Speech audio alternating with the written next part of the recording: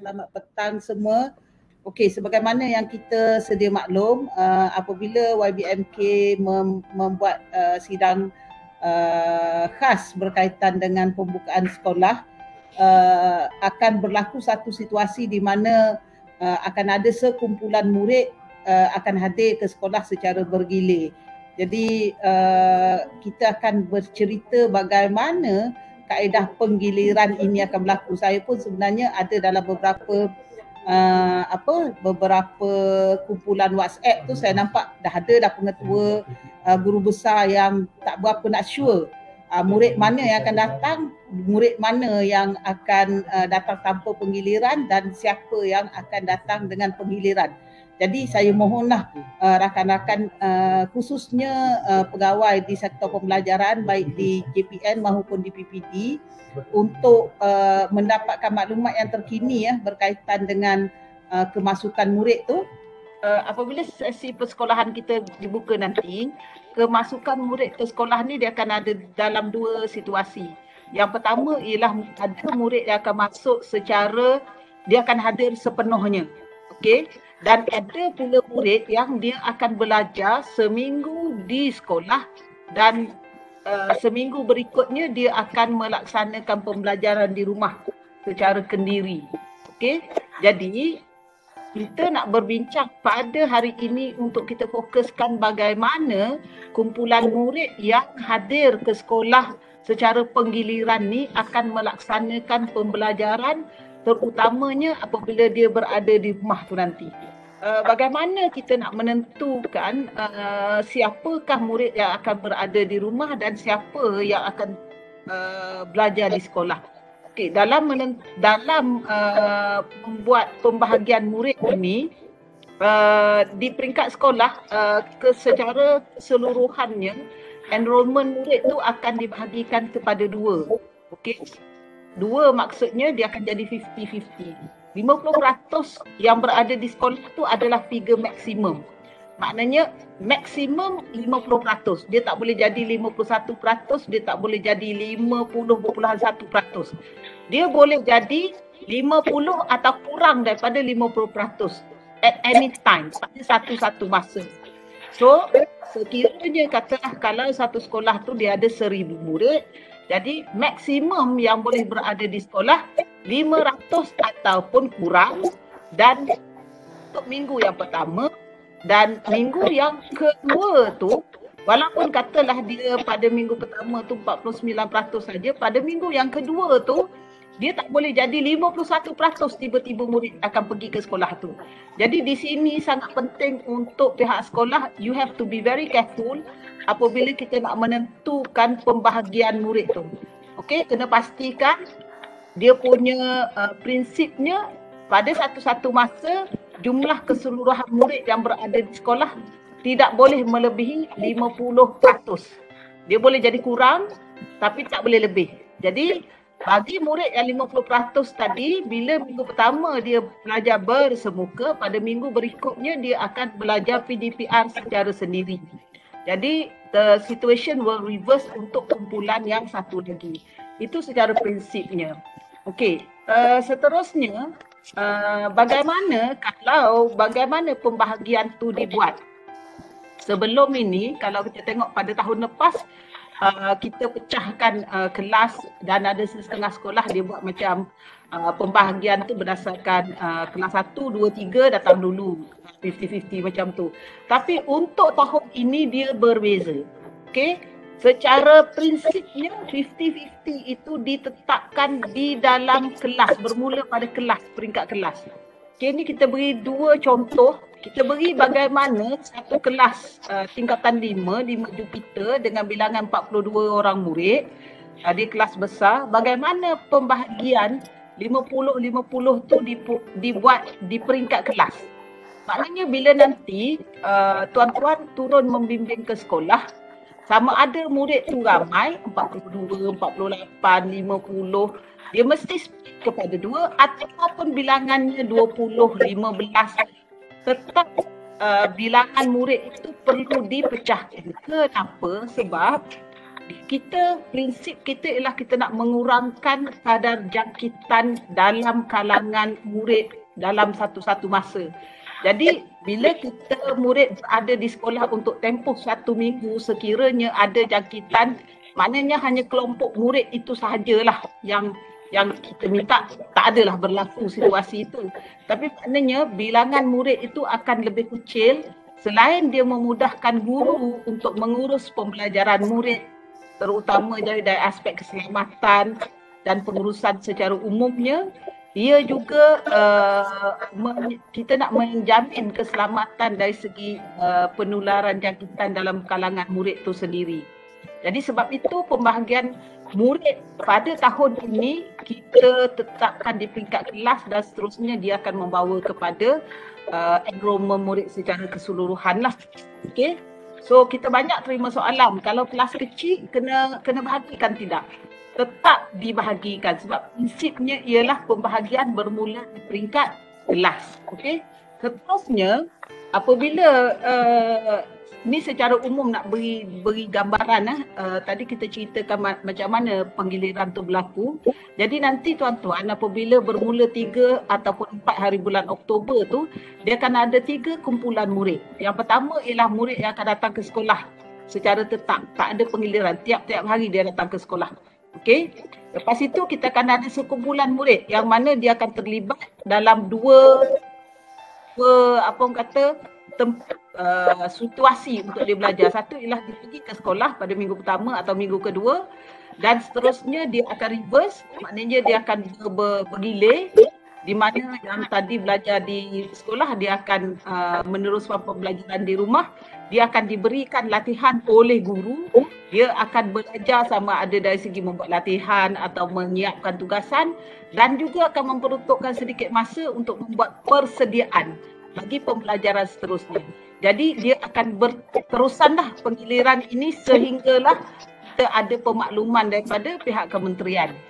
Dan satu lagi ialah dia akan ada sekumpulan murid yang untuk satu tempoh tertentu tu dia belum lagi terlibat dengan penggiliran. Mungkin kalau negeri kita dalam fasa 2 ataupun fasa 3 kata silap saya ada sekumpulan murid yang dia belum lagi akan terlibat dengan penggiliran tu.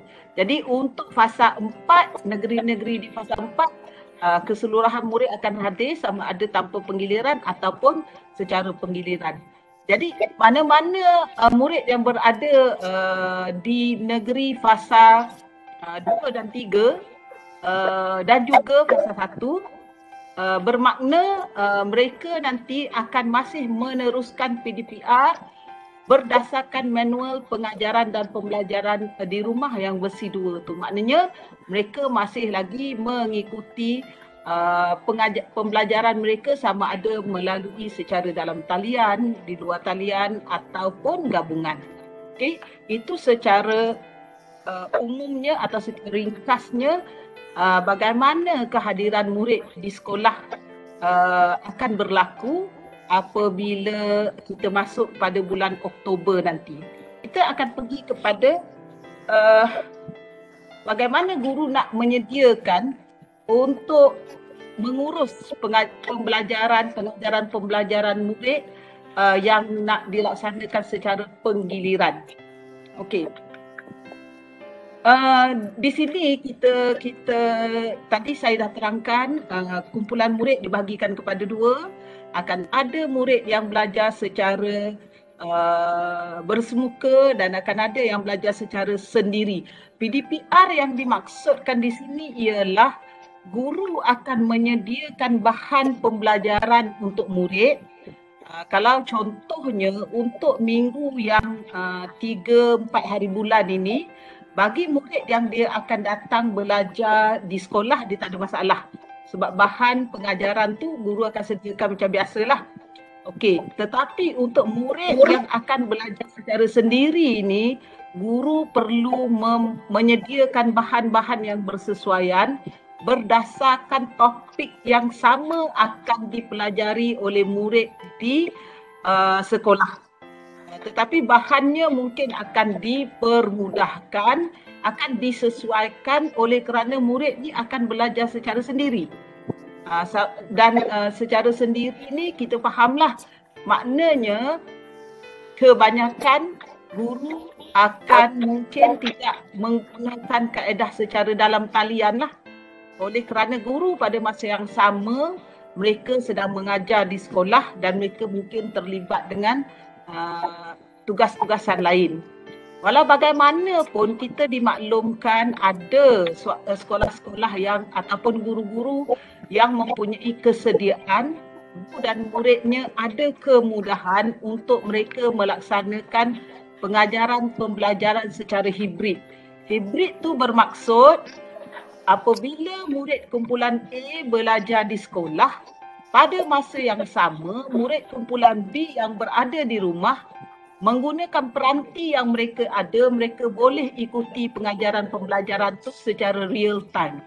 Jadi kita di pihak kementerian sangat mengalu-ngalukan sekiranya pihak sekolah mempunyai guru ataupun murid itu mempunyai kemudahan untuk melaksanakan kaedah pengajaran pembelajaran secara hibrid ni. Walau bagaimanapun kita tidak we do not stress on the need to do so sekiranya on the side mungkin sekolah ada tetapi di pihak murid mereka tak ada kemudahan itu. Sebab kita faham dalam keadaan sekarang ada on the side of parents mereka ada banyak masalah mungkin dari segi kesediaan keuangan dan sebagainya, jadi we don't want to impose on the parents. Okay?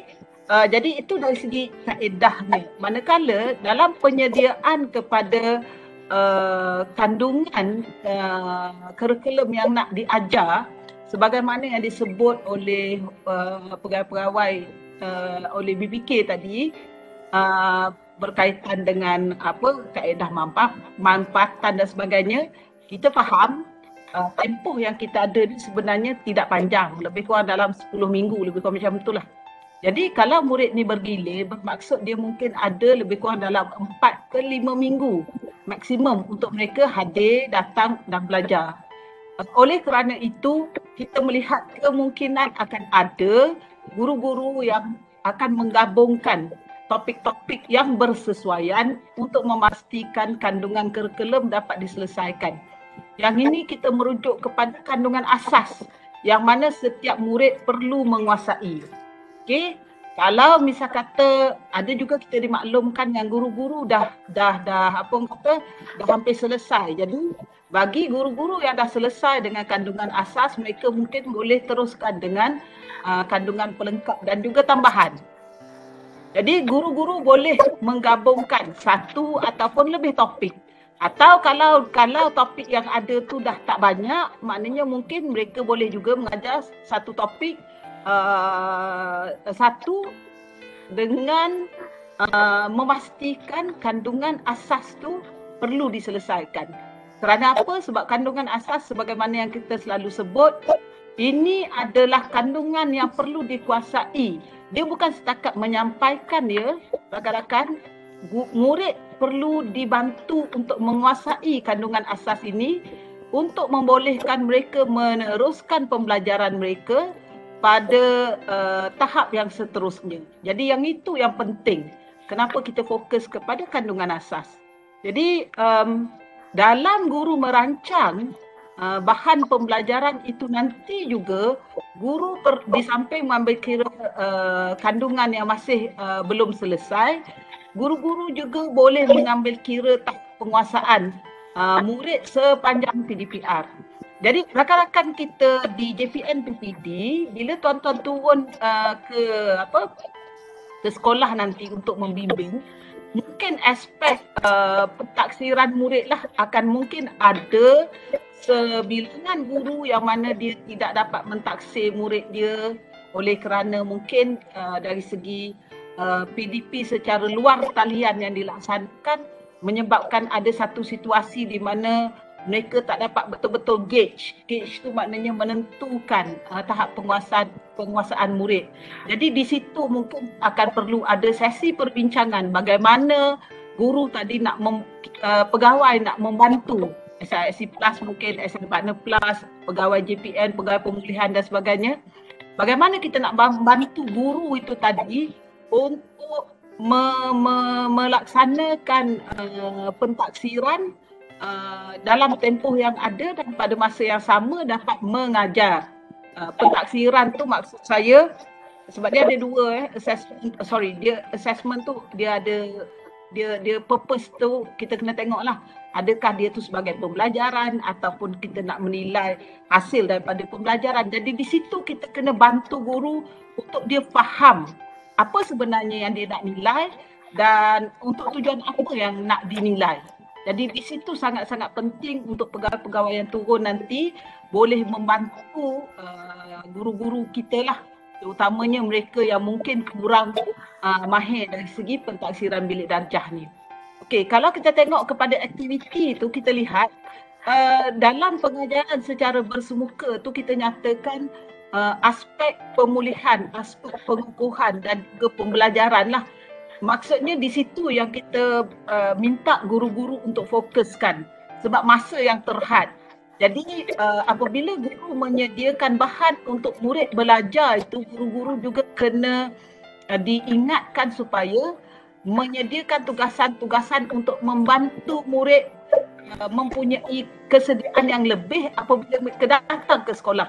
Jadi sebenarnya sangat-sangat penting bila kita turun nanti untuk kita sama-sama duduk dengan cikgu-cikgu. Actually it's very important. The first one or 2 weeks tu, kalau kita boleh duduk sama-sama dengan cikgu untuk kita faham macam mana guru-guru tu nak menyediakan satu tugasan yang baik, dan kalau boleh kita monitor bagaimana the response of the students, dan pada minggu yang kedua tu kita boleh dapatkan maklumat daripada murid-murid ni. Kita bantu, kita duduk sama-sama dengan guru-guru untuk kita lihat apa respon murid-murid hasil daripada dia belajar sendiri tu.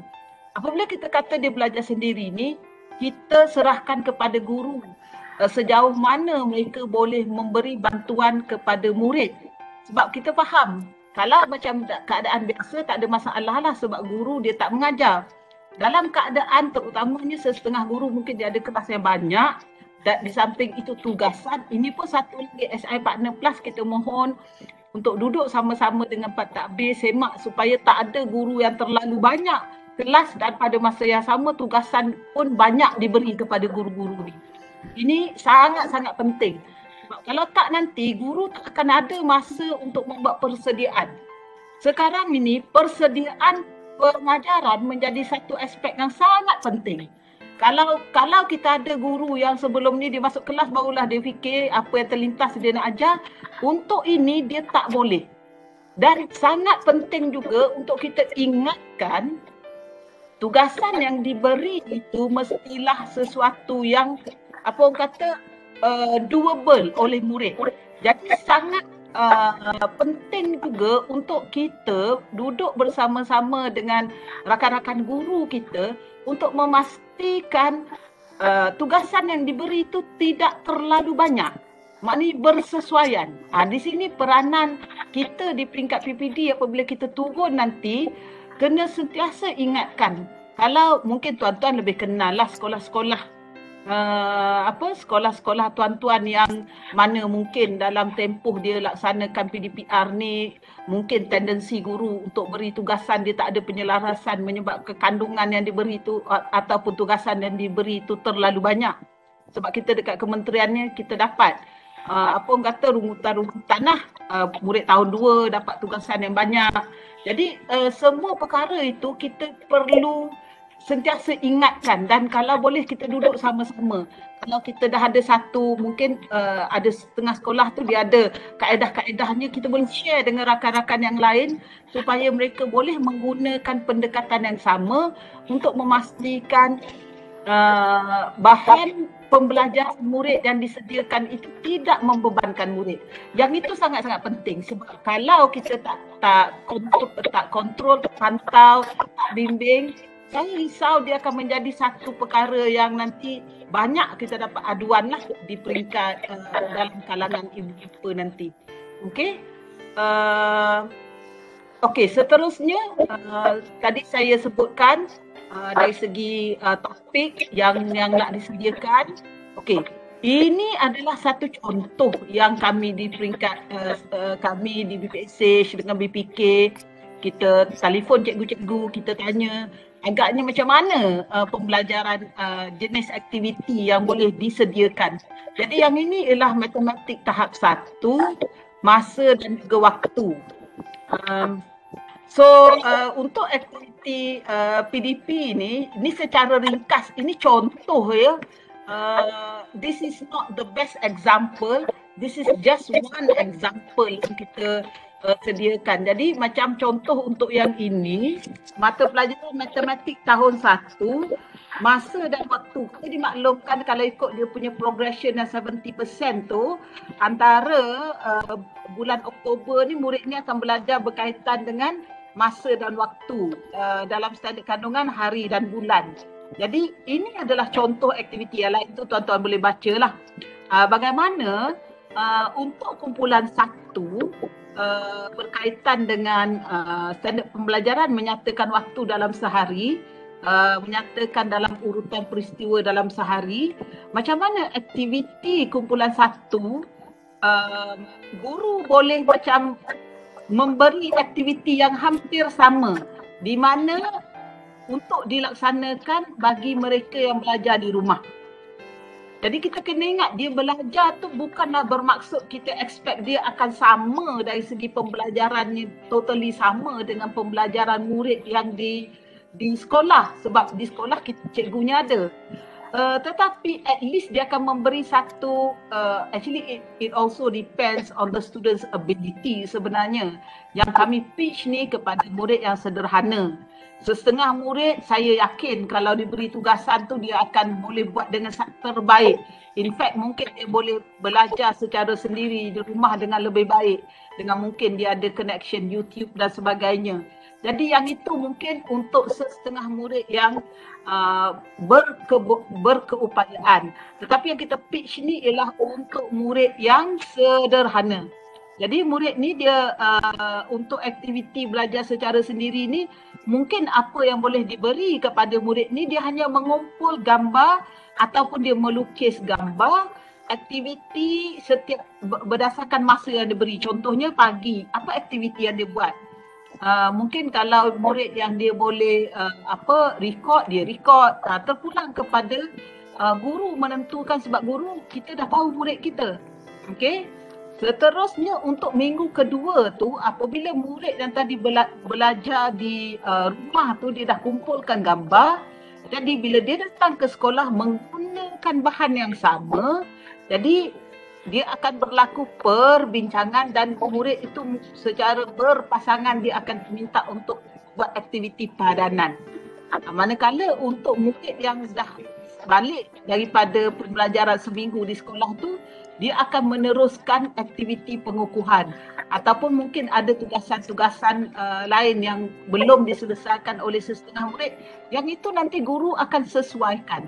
Cuma apa yang kita nak tunjukkan bagaimana kedua-dua aktiviti ini boleh dilaksanakan. Dalam contoh ini kita ambil satu contoh sahajalah. Tapi di sini sebenarnya mungkin kalau matematik ni mungkin ada tajuk lain yang boleh dilaksanakan sebagai satu macam kluster macam itu, yang kita sebut dua topik tu. Jadi yang itu kita serahkan kepada guru-guru untuk sesuaikan. Okey, seterusnya kita ada contoh untuk pendidikan Islam. Okey, pendidikan Islam ni. Okey, next.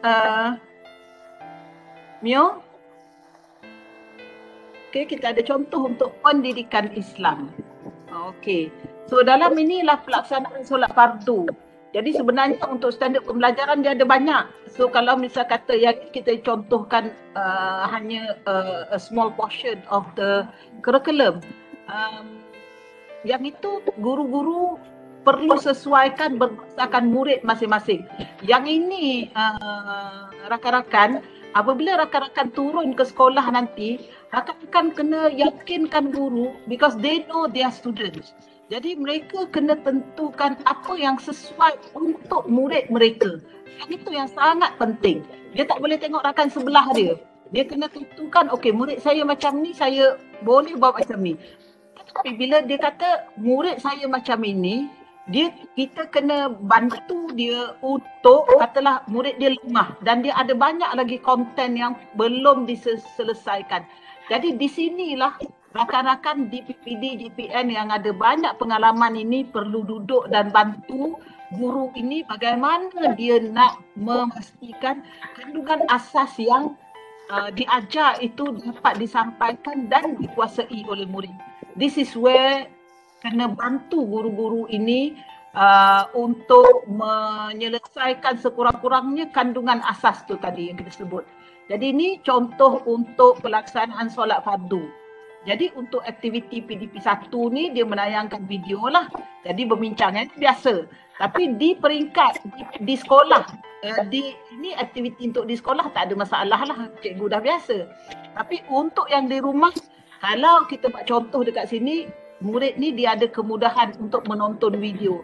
Tapi kalau misal kata yang tak ada menonton video, mungkin guru-guru boleh bagikanlah dia punya tugasan tu, katalah dia berbincang dengan mak dia. Tapi kena tengok juga sebab ini pun sensitif.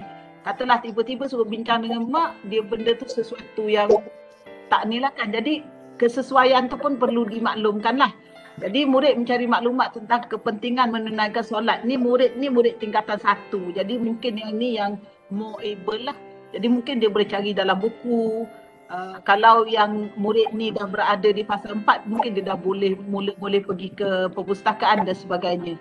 Jadi bila dia balik ke sekolah, dia akan menggunakan maklumat. Jadi cikgu kena pastikan ada perkaitan antara aktiviti yang dibuat ataupun persediaan yang dibuat semasa di rumah itu dengan dia apabila murid yang berada di rumah tadi datang belajar ke sekolah. Dia punya continuity. The keyword here is continuity.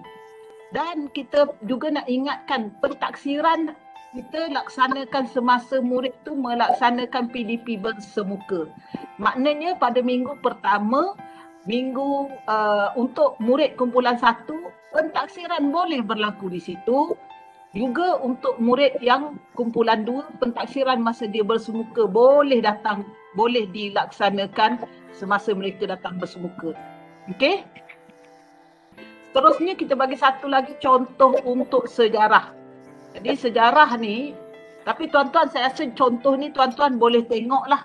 Okey, contoh sejarah ni selain daripada aktiviti menonton video, tuan-tuan boleh ingatkan kepada guru-guru yang kita ada banyak bahan. Tadi Dr.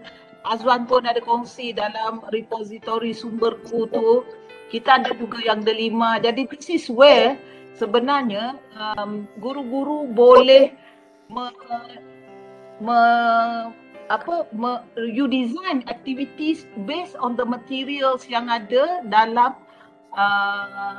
pelantar delima dan juga sumber-sumber lain yang telah kita sediakan.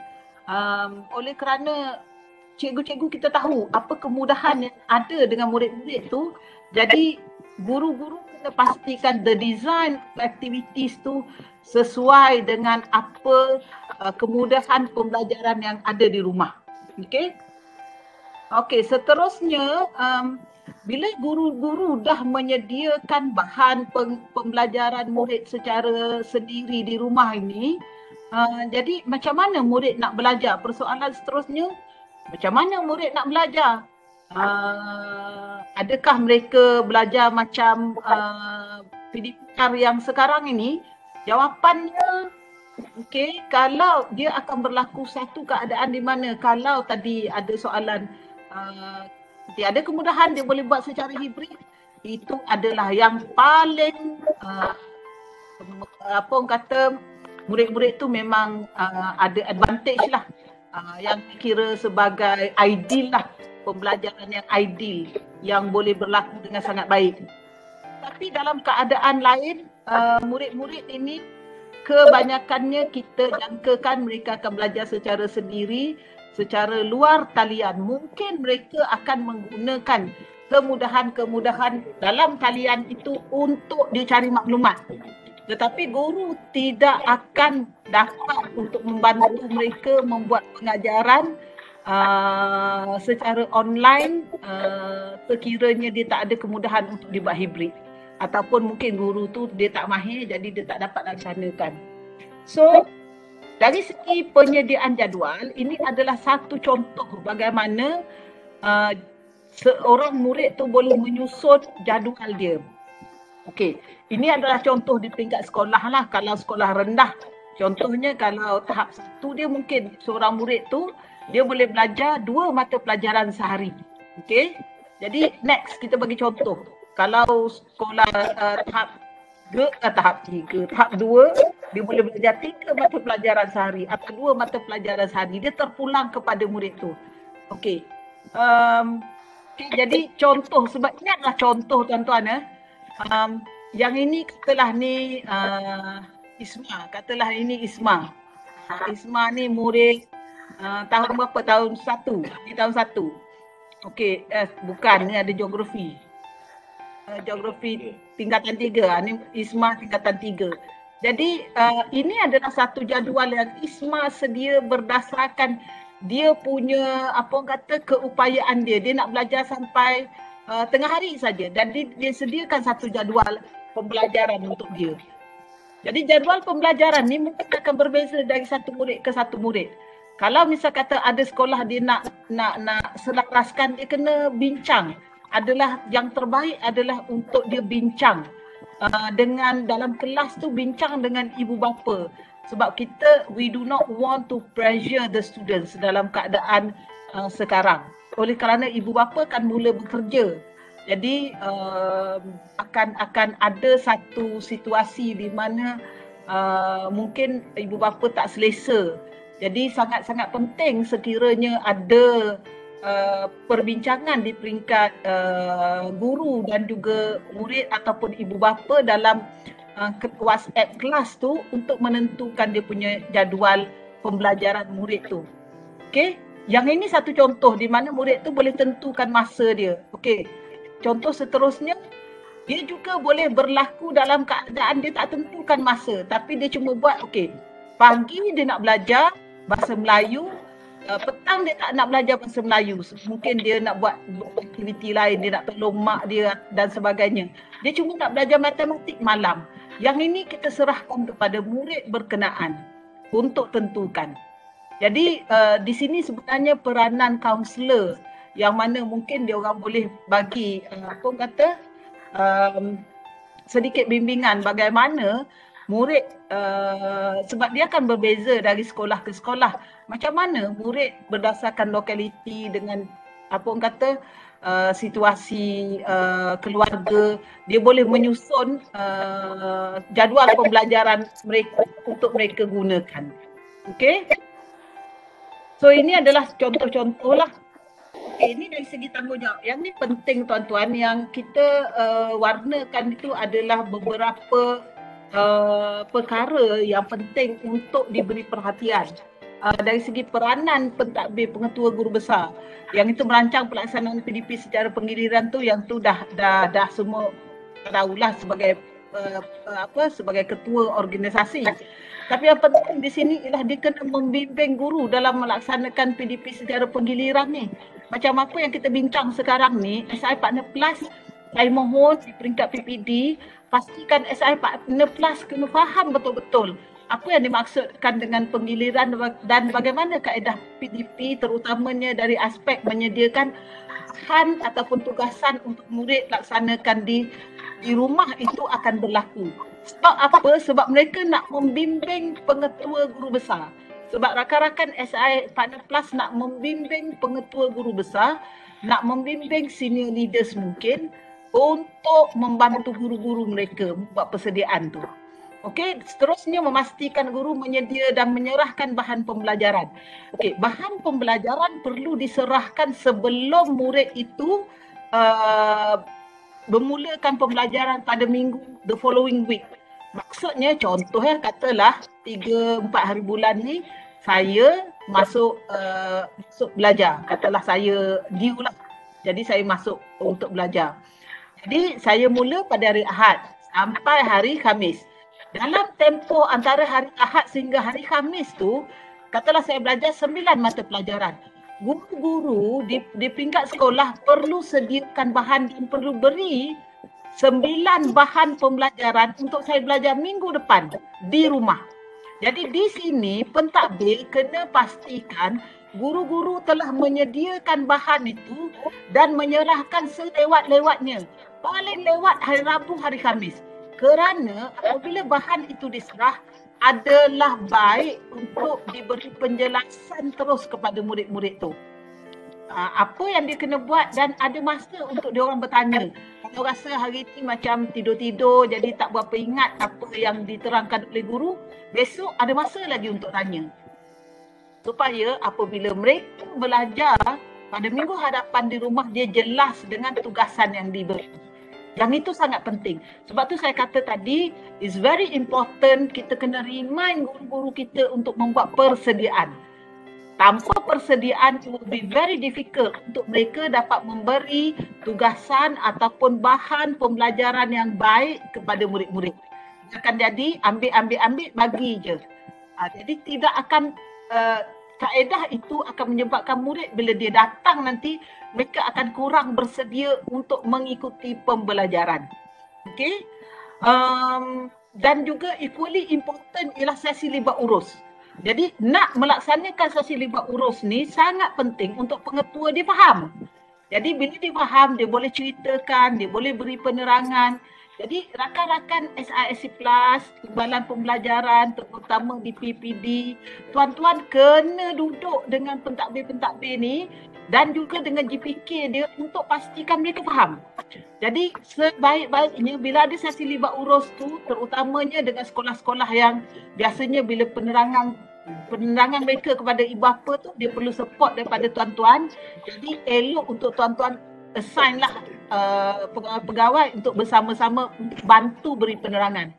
Sebab bila dia orang faham, lebih mudah untuk pentadbir kita mengurus sekolah dia. Kalau misal kata ada tak faham, tak puas hati, this is where nanti akan ada banyak isu-isu lah. Okay?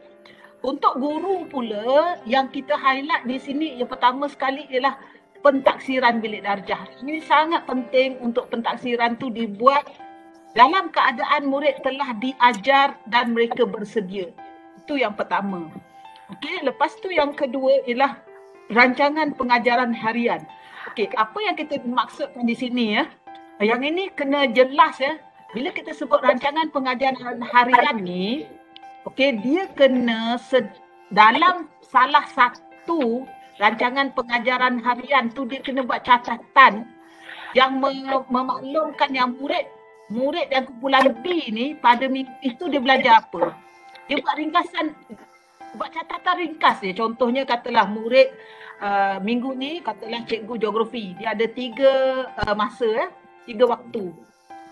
Jadi minggu ini dia mengajar tentang bentuk muka bumi. Ini contohlah bentuk muka bumi.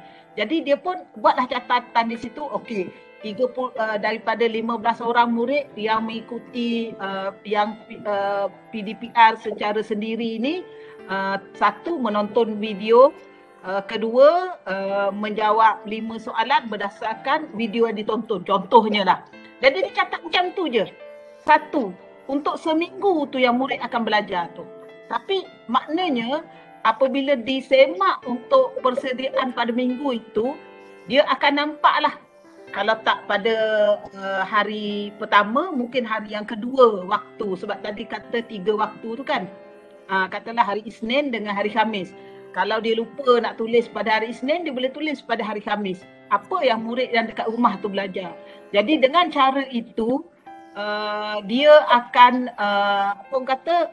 membolehkan pentadbir nanti bila dia memantau, dia nak semak buku rekod, dia nak cerap ke, dia tahu apa yang telah diberi tugasan ataupun kerja yang diberi kepada murid yang berada di rumah. Itu adalah dia punya catatan. Hanya catatan ringkas. Yang rancangan pengajar harian biasa untuk murid yang PDP macam biasa, itu adalah macam biasa. Okey? Lepas itu yang seterusnya, tadi saya sebut pasal guru kena merancang, pentadbir kena bantu untuk guru merancang. Jadi samalah, guru kena rancang, dia kena sediakan bahan. Kena sedia bahan ni, kena tuan-tuan kenal cikgu-cikgu yang dibimbing tu. Jadi bantulah mereka yang perlu kepada khidmat tuan-tuan. Tapi yang tuan-tuan kena juga semak dari masa ke semasa ialah bagaimana mereka nak memastikan yang murid tu dapat semua bahan, lepas tu bahan tu tidak terlalu banyak dan murid faham dengan tugasan tu. Yang itu yang mungkin dari masa ke semasa tuan-tuan kena semaklah dengan guru-guru yang dibimbing tu nanti. Okey? Okey, ya, untuk murid yang penting dekat sini ialah kita nampak dua lah. Yang pertama ialah dia nak mendapatkan tugasan. Takutlah nanti akan ada murid yang, yelah murid kita kan ada macam-macam jenis. Jadi tiba-tiba dia balik je, tak ada pun orang bagi saya tugasan. Yang itu kena ingatkan kepada pentadbir. Maknanya 2 hari sebelum dia kena pastikan murid-murid yang hadir tu, dia dah dapat tugasan dia. Dan mungkin kalau misal kata, mungkin akan berlaku di mana dia sepatutnya datang seminggu belajar kan, tiba-tiba hari Rabu tu tiba-tiba katalah dia tak sihat. Jadi yang itu nanti sekolah pandai-pandai lah urus ya, macam mana nak memastikan murid tu mendapat bahan. Saya yakin yang itu tak ada masalah lah. Di peringkat sekolah saya nampak banyak kreativiti guru-guru dalam nak menyampaikan bahan-bahan pembelajaran. Okey, yang mungkin a bit new ialah macam mana mereka nak merancang masa belajar. Okey, jadi di sini kaunselor, pegawai-pegawai kita yang mengurus kaunselor di sekolah, guru bimbingan dan kaunseling, dan biasa terlibat dengan aktiviti macam mana nak mengajar kemahiran mengurus masa tu. Jadi boleh diberilah sedikit panduan kepada murid-murid ni bagaimana mereka nak mengurus masa mereka untuk belajar. Okey? Manakala ibu bapa yang paling pentingnya kita melihat yang pertama ialah nak memastikan mereka membuat tugasan mereka. Okey, yang ini bukan dia tolong buat tapi dia memastikan anak dia tu buat. Sebenarnya ada setengah ibu bapa dia nampak macam yelah ada sebab mungkin respon daripada guru-guru juga. Dia nak menyiapkan tugasan. Jadi in order tu siapkan dia tolong buatlah. Jadi aktiviti tu siap. Ini pun satu perkara lah yang kita kena bagi tahu guru-guru, sebab saya dapat satu maklumat lah di mana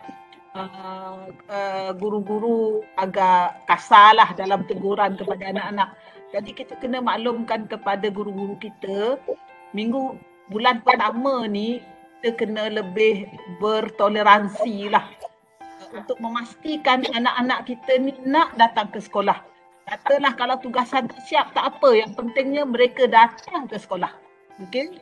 At least they make an effort untuk datang ke sekolah dan kita bantulah apabila mereka berada di sekolah. Jadi ibu bapa ni juga mereka perlu berkomunikasi. Jadi yang ni kita kena maklumkanlah kepada guru-guru untuk berkomunikasi ni untuk kita pastikan yang mereka faham. Dan juga yang ni sangat penting kita kena maklumkan kepada ibu bapa, terutamanya bagi guru-guru yang mereka ada sesi PDP penggiliran dan pada masa yang sama dia ada juga murid dia yang masih lagi mengikuti PGPR. Jadi mungkin guru-guru ini daripada mengajar secara dalam talian, katalah kalau dia ada masa mungkin lepas dia mengajar dalam kelas tu, untuk murid yang mengikuti penggiliran dia akan bagi tugasan. Itu satu hal. Tetapi dia ada lagi murid yang memang mengikuti PDPR sepenuhnya.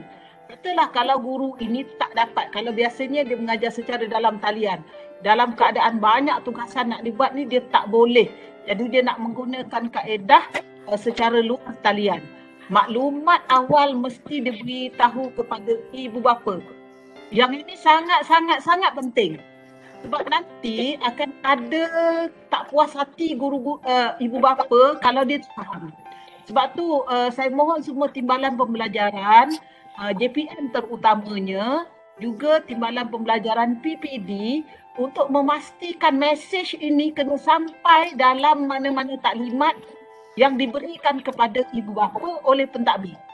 Yang ini sangat penting sebab ibu bapa dia mungkin tak nampak situasi itu. Dia akan ada sekumpulan guru kita yang dia mungkin kena mengajar murid secara penggiliran dan ada pada masa yang sama murid yang diajar tu masih lagi mengikuti PDPR sepenuhnya. Dan dia yang terkesan nanti ialah guru yang biasanya dia aktif buat secara dalam talian. Dan bila dia balik ke sekolah, kalau dia mampu, Alhamdulillah. Tapi kalau dalam keadaan dia tak dapat melaksanakan. Jadi maklumat itu kena beritahu awal-awal lagi. Supaya arrangement, yang pertama ialah kefahaman ibu bapa penjaga tu. Yang kedua, apakah arrangement yang dipersetujui yang pada masa yang sama tidak membebankan guru kita. Jadi yang itu saya mohon semua timbalan, semua SI Partner Plus kena ingatkan kepada guru-guru, kepada pentadbir dan SISC Plus dan juga rakan-rakan pegawai yang lain kena ingatkan kepada guru kita dari masa ke semasa lah. Dan kita juga boleh bercakap dengan wakil-wakil PIBKS dengan PIBG supaya perkara ini difahami. Dan akhir sekali kita boleh bantulah dari segi guru kita nak melaksanakan PDP, penggiliran dan juga PDPR. Okey, so tuan-tuan, tuan-tuan sering nampaklah KPM committed melakukan yang terbaik. Sebenarnya bila YBMK mengatakan KPM committed, actually dia represent kita semua. KPM tu bermaksud tuan-tuan, saya, tuan-tuan di JPN, tuan-tuan di PPD, rakan-rakan kita di sekolah. Itu adalah KPM sebenarnya. Dia bukan KPM tu maknanya kami dekat headquarters ni, tidak. Dia mewakili kita. Jadi ini adalah janji kita sebenarnya kepada anak-anak kita.